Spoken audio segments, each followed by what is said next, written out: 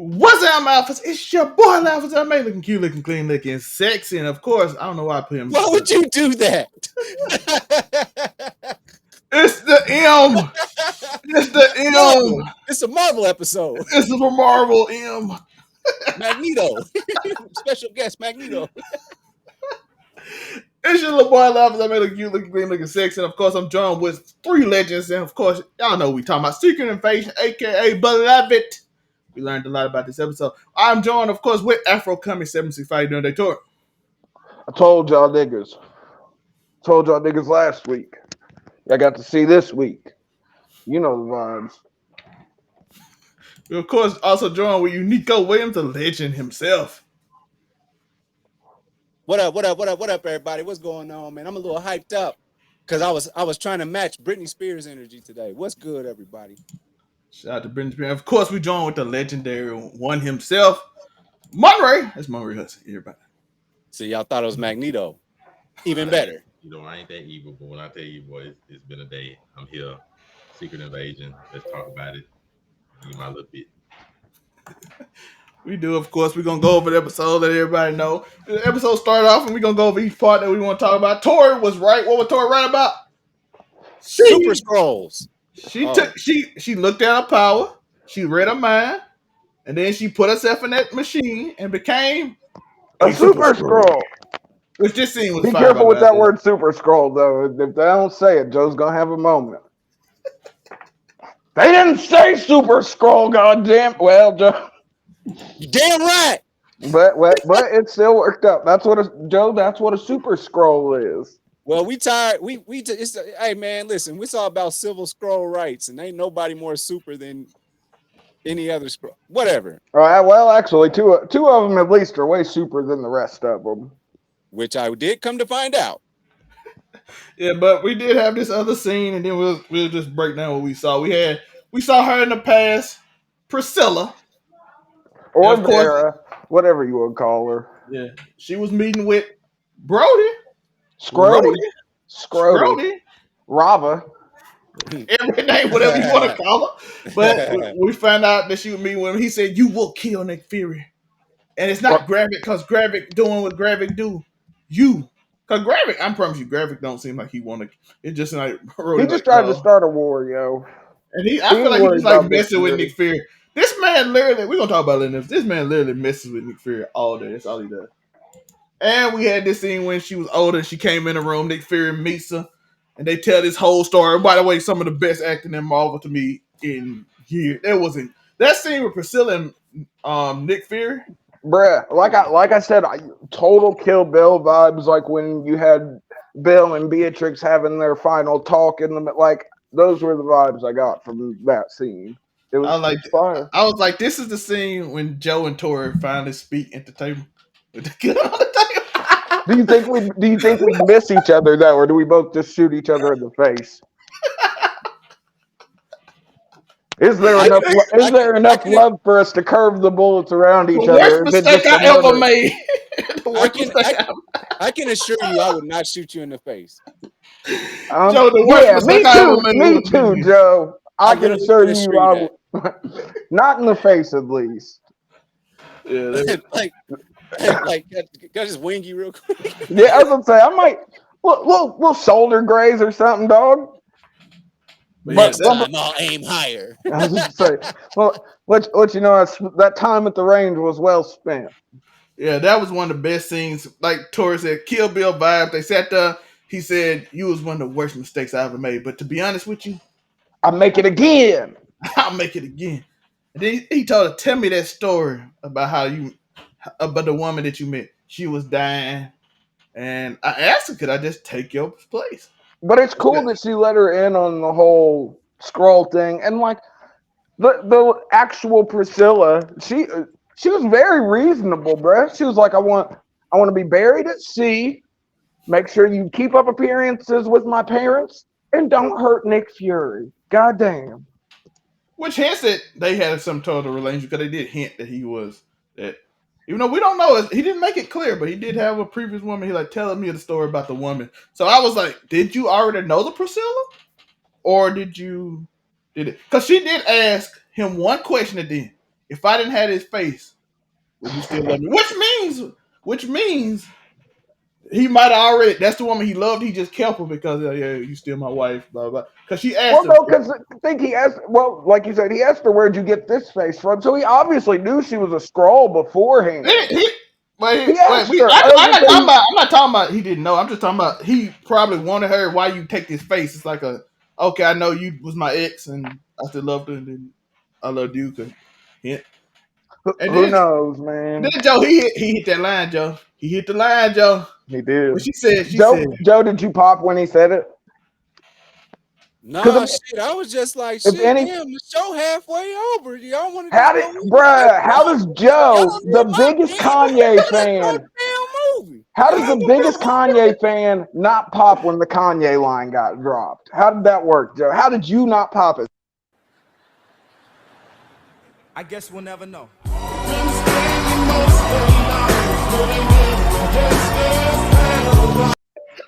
It's really giving vibes that y'all don't need me for this episode. I'm about to pull a Kanye. Hey, we asked you the question. Like I said, I figured if anybody appreciated that moment, it was you. We may never know. When he said we may never, I was like, yeah, nigga, Kanye type shit. I have my own passionate thoughts about that scene and how much I liked it, but you didn't even notice the Kanye line, did you, Joe? I had it planned out how I was going to talk about that scene, but that scene is over with for me. That moment in time is gone. It will rest with me. My monologue about that scene and how powerful it was, it's going to be left with me. So there you go. You got it. Do it, Joe. You got he didn't even fucking notice it. God damn it. No, I just 100%. That was cinema. That scene there. I'm not going to go into all that. I just want to say that scene that's theater. That's Samuel L. Jackson, which he showcased throughout this whole episode. His acting acumen. That was a damn good scene. Nigga got it shot. was a good scene. And I know that people only like to put up Pixar movies from Disney when in terms of getting awards. But that scene right there, man, y'all gotta give it to him on that. That writing on that scene was amazing. And then we'll get to the next scene. We'll talk about that for sure. But that also gets a tip of the hat for sure. That was some great dialogue. It's some great dialogue. Everybody just want to see boom, boom, crash, crash, crash, boom, boom. But sometimes dialogue is very important, and that was an important one. That was a great scene. It's a classic scene to me, if you ask me. It was really good, bro. Fucking they were. I don't remember the name of the woman that plays Priscilla, but she was in her bag too. Don't get me wrong. Yes, Nick Fury's Nick Fury, but she held the tension like very well. She reciprocated all the emotion that he was. It was a cold moment. Crying emoji, and was it worth it? Oh, it was that beloved. That was a hell of a line, man. Shout out! I don't know why it's in the middle of the book. But I mean, like, it's a poem. It's a poem by Raymond Carver, and fucking it holds a lot of. There's a lot of symbolism from that poem. That actual poem's inscribed on his tombstone too. Well, fun as it should. It's a beautiful poem because it did ask the right question. It's actually based off a man that's having a conversation with a spirit on the other side, and he asks him, "What did he want most?" And I mean, it's symbolism. What do the Skrull want most? They want to be beloved on Earth, bruh. Come on, that's power, nigga. Shout out to Tori with the random knowledge that we bring him. Y'all know I'm actually pretty impressed. He gave us the poem, the author. Bruh, I'm just impressed. It was a powerful episode, bro. Yo, Tori is doing his homework so much, Joe, that he watched Iron Man 3 and I was like, I went back and watched because I had to get the details right on Extremis because I remember so I didn't watch the whole movie. I watched the part where they're explaining Extremis on the lab. So in these next episodes, we need to see some fire-breathing Skrulls, folks. It's coming. I'm calling it now. We're getting fire-breathing Skrulls. 5 or 6 episodes. In episode 5 or 6, we'll get a fire breather finally. Boy, that was that man watching Iron Man 3. That's dedication, boy. I tell you, Monte, how your thoughts on this scene in Gaia and those that the first part? Yeah, Gaia jacking. You want the Super Skrulls, you'll get Gaia versus Gravik. You'll get Gaia versus Gravik. He'll probably find out she's still alive at the end of episode 5. They'll fight in episode 6 with Fury's help. You'll get that. No, so I ain't gonna speak about. Somebody got to breathe fire though. As far as the scene with him and his wife, that is some of the best acting I've seen in Marvel. There we go. Period. There we go. I've seen in Marvel. That entire scene, well written, well recorded, pacing. Even the point where they pulled up their pistols and everything, you didn't know if they shot somebody. The whole thing was good. Like that was from the time the pistols hit the table. Samuel Jackson is outdone himself even at it. Like the whole thing was good. Even spiraling that to even to the point of the scene with Rhodey in the church. Even this, like just to go to even that scene with Rhodey in the church. Yo, man, you got a still of the hurt on Samuel L. Jackson's face as they were talking in the church when they were like, "This broke down old man." The build up to it, like from Rhodey in the church to like having to come home and talk to wife, knowing like, dang, I officially know you the ops now. It's just like now it's just like we finna make our peace and just let's go ahead and just hash it out. I mean the whole setup for the first half of the episode was wonderful. It really was. Like I give my hats to them. They show they can still put on some wonderful work. It ain't gotta all be boom boom guns blazing and just like look, we can have a couple of conversations and I can tell the story like more. It's Samuel L. Jackson, bro, one of the greatest actors of our fucking age. Let this nigga half, y'all can do the second half, but for the first half, wonderful acting, wonderful conversation, everything. Hats off to the wife. I mean, you got my props for that. That's good. Oh, he hit that line. What did you get out of this? I was able to call beloved. It was good. The whole thing was good. The setup and everything. It was wonderful. It was. That was peak acting. I was surprised Disney let it go that far. And I don't know if you really. Well, Joe, that the episode was only 38 minutes, bro. They were like, we gotta make sure this shit carries. We got to put some deep shit in here so people won't pay attention to how short this shit is. But the fact War Machine is acting the way that he's acting, I'm not cool with this, man. Something's not right. Something don't smell right about this pot of chitlins.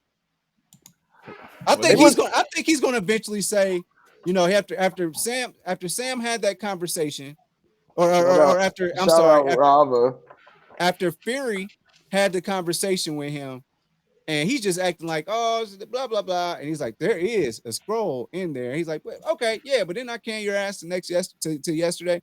I think he's the Skrull. I think they're gonna have to save him. I think they're gonna have to save him. Listen, I saw this, and we talked about this before the show. Before we got into this episode, I saw at least more than a couple people who did not, even after last episode, think that Rhodey was a Skrull. And like, I feel like that scene that we just saw the still of was them overhand. All right, for all you dense motherfuckers who can't pick up on fucking foreshadowing, yes. And I mean, come on. They literally gave us everything last episode, from the phone call to the Nick line. It was the most heavy-handed fucking, hey, look, this is the fucking bad guy that we've almost ever seen in Marvel, and that's saying something because they always get heavy-handed with the foreshadowing. But yeah, they're pretty heavy-handed with that. But this shit was so obvious. I was in awe that there were actually people that were still even somewhat surprised by this fact. I was like, come on, folks. We've literally known this nigga was a Skrull since episode 2. I was. I feel like since it's a spy thriller, people's probably like, no, they ain't gonna do that. Maybe they were like, oh, this is too odd. No, bruh. Sometimes a piece of chicken's just a piece of chicken, dog. There's no deeper meaning. I was surprised. No, there's no way you were okay. You were surprised that it was Rava. More than you were surprised. I'll be real. I wasn't surprised after looking at it, but I was like, oh, Rhoda's actually a Skrull. And it's like, okay, yeah, it makes sense. Rhoda's a Skrull. So it didn't surprise after you realized the fact of it, but I wasn't in disbelief. I was like, okay, Rhoda's a Skrull. Cool. But, they laid it out so perfectly, though. To be fair, what he said, they had been hinting that somebody higher up. Him. They had been saying it the whole way. So I'm like, okay, cool. I ain't really mad at Rhoda being the Skrull. I guess I guess he was giving Uncle Tom vibes, like a little too heavy.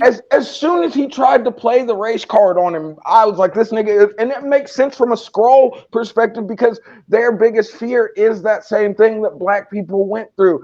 Oh, we're different. Fucking, we're gonna oppress you. Fucking, I mean, to be fair to that, I am now concerned with like, where's the real Rhodey? And how long has there maybe when did this happen? after Terrence Howard? Think when Terrence Howard changed. When Iron Man 2. No, Iron Man 1, bro. It would, bro. Even I think it would have happened at the end. Even timeline wise, from where this started, it would track for Rhodey to have been a Skrull since fucking at least Iron Man 2. If we get Terrence Howard, I will pop. I'm not gonna lie, bro. If they expose it and then they bring in Terrence Howard after that, I knew you look different, bro. Who would do it? Would it be the Hulk? Yeah, it would have to be the Hulk or somebody. Nick Fury can do it. I knew you look different. Yeah. I ain't gonna hold you. That's a long time. But look, the timeline fits. The timeline fits perfectly. No, I ain't saying you wrong. I'm just saying, boy, that's a long.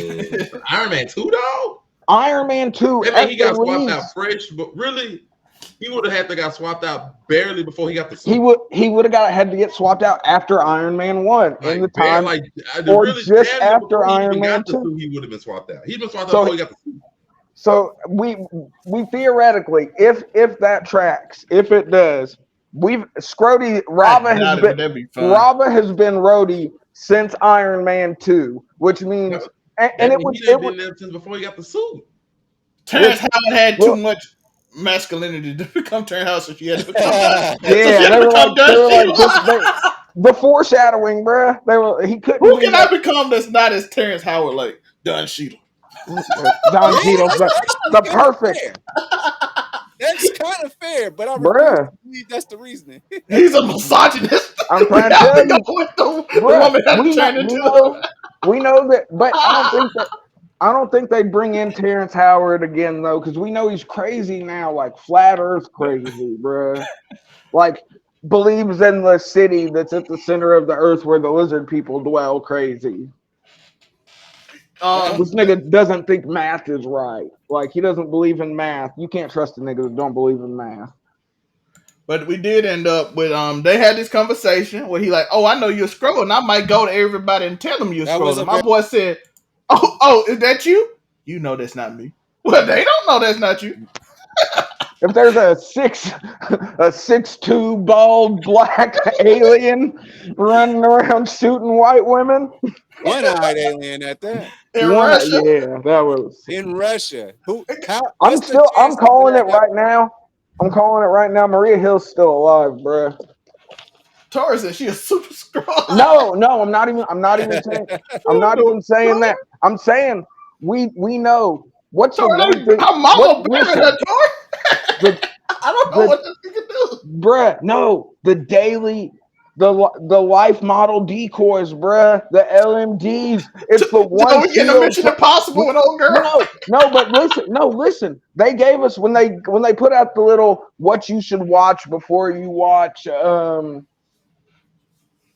Secret Invasion. They put Marvel Agents of S.H.I.E.L.D. on that list. What besides little portions of Extremis that led into Iron Man 3? Well, but you know what else? It was a big. We know Coulson all the time in that he used the life model decoys, the LMDs. He used them all the time. We know they had the tech. Why wouldn't if they thought? Why would the man who is most famously known? And I know, Joe, this is from the comic books. They haven't said it on the screen. I'm just letting you, but I'm saying, what is Nick Fury known for if not using the fucking LMDs, bruh? Half the time, we always find out fucking at some point in time that it was literally just a life model decoy. We in with a white Nick Fury and Terrence Howard back. Bruh, if they do that, if we find out that the white Nick Fury that fought with the Howling Commandos is still alive and he was just using a black LMD this whole time. Bruh. And I Terrence think Howard was a Skrull, and fucking, I mean, since Don Cheadle was a Skrull, Terrence Howard was just locked up in one of those machines that the Prime Minister's in all this time for the last 15 years. Disney's not that desperate. That sounds like a I, DC move. I don't That know, would be man. hilarious. I don't think they're doing it. It's just That gonna would be a simple no. Let's be joke. honest. They're not. They're But not. it'll be I funny. mean, It's intriguing though. as far as the life model decoys, I completely believe that they could. Bruh, it would make sense. It's intriguing. Maria Hill would have freaking access to the technology just like freaking Nick Fury was. It's one of Nick Fury's biggest staples, comic wise, is that this nigga is always going to send a LMD. I saw a little theory about how we kept on seeing Fury with and without the glasses on. And what if there are two Nick Furies running around and there's one that's wearing the glasses, one that's not wearing the glasses?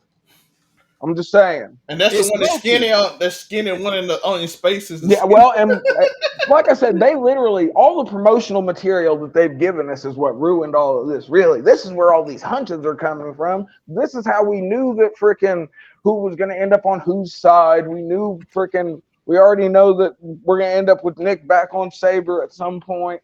Freaking, come on. But 2 episodes left. Anything else anybody got on that scene before we go on to the finale? Let's The big go. dogs. Let's go, man. The president. We got the baddest anti whatever he's trying to do. What is it called? Freedom fighter? Is that what graphics is? He's a freedom fighter. I don't No, think he's he's a freedom fighter. I think he's trying to cause a terror. more like I mean, insurrectionist, anarchist, goddamn invader. He is the South. He's the South. At this Oh, point. what Skrull supremacist? Yeah, he trying to make everybody else judge because nobody knows. I want to Skrulls ask exist. you guys: do you guys really think they got surface-to-air missiles just riding around, fucking like the presidential convoy has? Do y'all really think they're just rolling around like that in real life? Surface-to-air missiles just fucking chilling on the back of shit, ready to pop up. If they think it's dangerous enough, yep. That's hardcore, bruh. By the way, I do want to talk about the scene. They blew up the thing, and the president had to make this ugly face. I had to kill because it's hilarious. But we know this is all to discredit because we know we're getting Thunderbolt Ross as the president coming into Phase 5 or 6. So this is the lead in into discrediting this, bruh. It's Marvel. They're foreshadowing. Y'all can see it. All right, but at least as far as this final scene goes, I can go ahead and get my spiel out the way. One, it was sad. It's like, my man had to make some tough choices. It was rough. It was rough. Tough choice. Fury had to leave him. I hated it. We all hated it. But it was rough, but it had to be done. He made the right choice. He had to leave him. Gravik hit close to home, so that's gonna be fair. Gaia is gonna be mad at Fury next episode. It's good. She gonna come find him. This next episode? Let my dad go. So she gonna come find him. It's gonna be rough. So that's one. And then two, the only good thing I see that actually came from this is the fact that now Fury has proof, even though it took Talos's, sacrifice and them seeing tentacles come from one of the Russians, all that.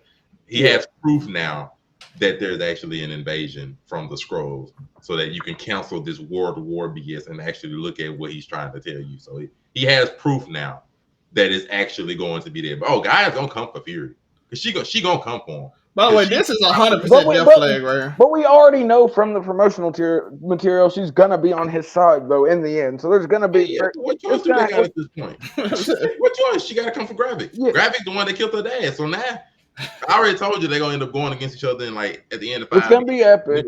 6 anyway. She got even more reason to go against him now. Not only did he try to kill her, she ended her father. He ain't got no choice. But I mean, I bet Nick wishes he picked his words differently. I don't really know how he outs Rhodey. Just to be honest, I really don't know how he outs Rhodey without that videotape getting out either. So I ain't really quite sure of that one. But he'll find a way. Rhodey have to get out. I think Rhodey be the hard thing, but proving there's aliens trying to it would be kind of easy. Yeah, that's that. But he gonna have to out Rhodey. He gotta out Rhodey because Rava gotta out Rava. He gotta out Rhodey. I don't know how, and then I don't know where the real Rhodey is or how long Rhodey's been captured, but he got to out. They have to figure that out before you out him. They have to figure it out before you out him. If they don't know, you got to think that's how you out him is finding the other Rhodey. Well, I mean, if you really want to do that, you might ask Gaia where he is because I mean, she got info. She might know where he would be held at if nothing else. That's fair. Well, That's true. fair. But if Rhodey's been held for like, let's just take the extreme part of it. If Rhodey's been held for like 15 years, Guy wouldn't know where he is, barring unless she just accidentally seen it, because Guy can't be that old. So no, because we know that she's been working, that she was a SHIELD agent before this. So we know she was young in 1995 when this all went down. So I mean, she could have been active for at least a decade. She might know at least a decade. So I mean, she might know where he would be if nothing. This is 100% was a death flag, by the way, and I didn't catch it. Oh yeah, I didn't catch that either. I just thought he was gonna be pissed, but yeah. So. Cause she's like, what? Father, all I want a death flag. Yeah, she's like, all I want is to tell us how are you gonna save us. He was like, we're gonna go to the president, which he went to the president. Yeah. And he did try to save the president. And he was gonna save the president. He did try to save the president. So everything he said he was gonna do, he did. He just didn't survive. Yes. So it's like it was a foreshadowing thing. It was a dope scene. That's the only thing, the good thing that came from this. They got proof that the Skrulls are invading, so now the president has to listen to Fury, and Rhodey's gonna have to out Rhodey. I don't know how. I don't know how they're gonna find the real one other than Guy helping them, but he gonna have to out Rhodey. By the way, Talos passed away. There's no way you can be able to convince the president and the other world powers that there's a Skrull invasion on every soul, other than actually getting Rhodey out of there. Because you can't leave him in that high power and actually try to have the American government convince the other governments, and they're basically thinking that the American, like, you're gonna have to out Rhodey. You don't have a choice. You have to out Rhodey or out your wife, because the only way you're gonna do is either you out Rhodey or bring Gaia in as an informant, and he ain't gonna want to do neither one of them. Rhodey's tough because Rhodey never left the car, so it's like no evidence that he helped him. He sat in the car and stood there. To be fair, you can just shoot him.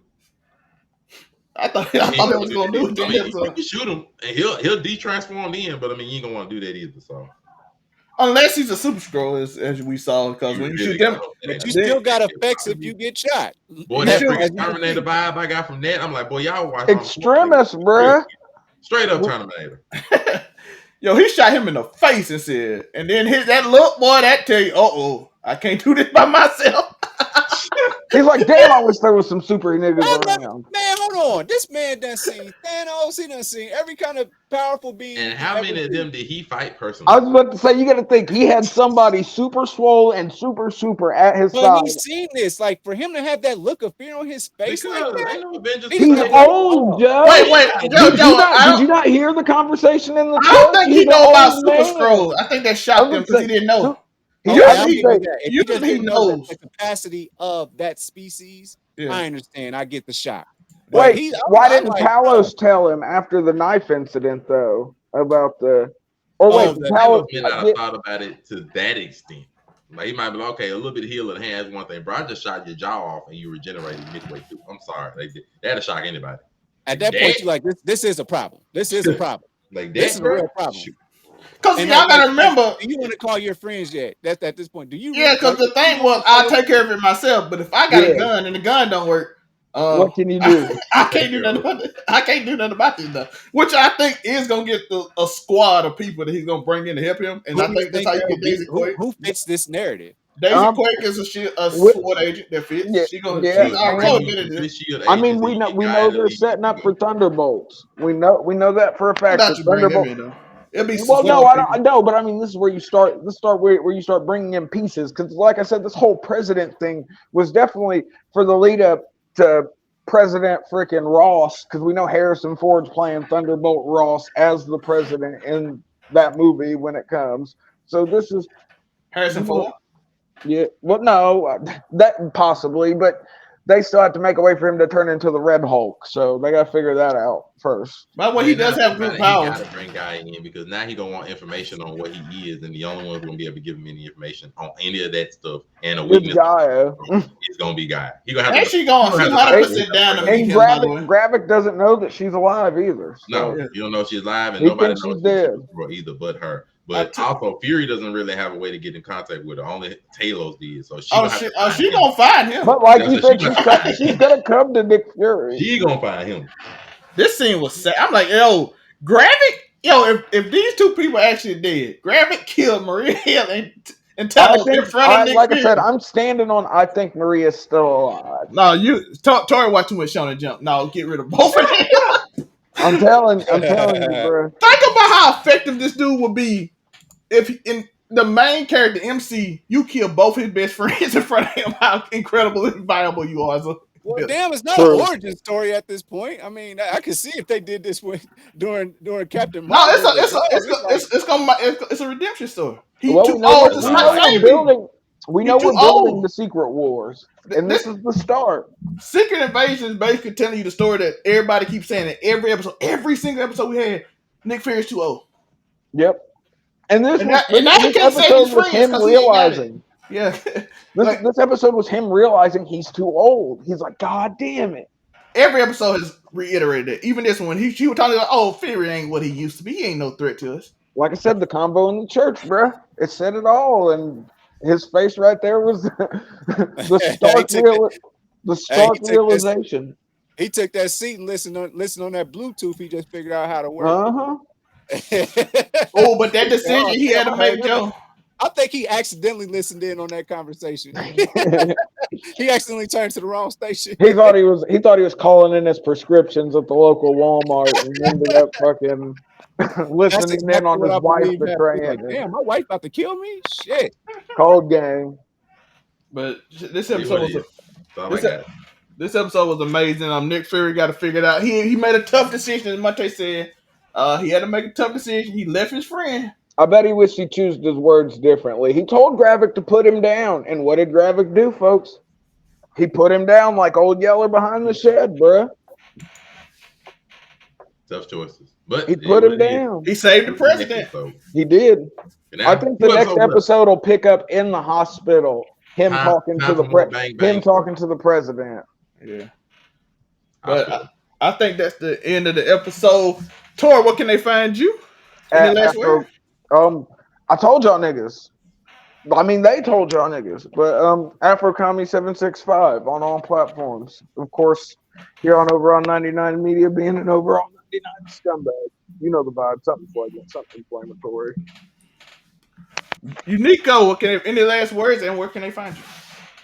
Excited for the next couple of episodes. I'm excited. I'm enjoying with the rest of everybody else that's just enjoying the MCU for what it is. I'm happy to be on this journey with y'all to try and break it down. I love all the different angles that you have coming from this show. So keep on tuning in, keep on watching, man. We do the darn thing. Do you hear me? Yeah. Oh, you can find me at uniqowilliams.com. And Monray, what can they find you in? Monray Hudson, everywhere it says Monray Hudson. Facebook, Instagram, TikTok, Threads. Shout out to the PBS. Shameless thread plug. Hey, are you a plant? Are you an industry plant for Thread? No, he's a Zucker agent. I'm just a nice green alien in black skin. There's no way I work for Threads at all. Of course I'm not. Monte said secretly Mark Zuckerberg a reptilian. Mark Zuckerberg. Hey, y'all see Mark Zuckerberg hanging out with Stylebender? Yo, Elon Musk don't want them problems. By the way, we'll see you next week. Wait, yo, I got a question to ask y'all before we go. We saw 200 people show love last week. It might be 200 more, 300, 400 more, and I do appreciate y'all. But do y'all think they know us yet? Of course they do. If they don't, I know they got a question. It's who are these niggas?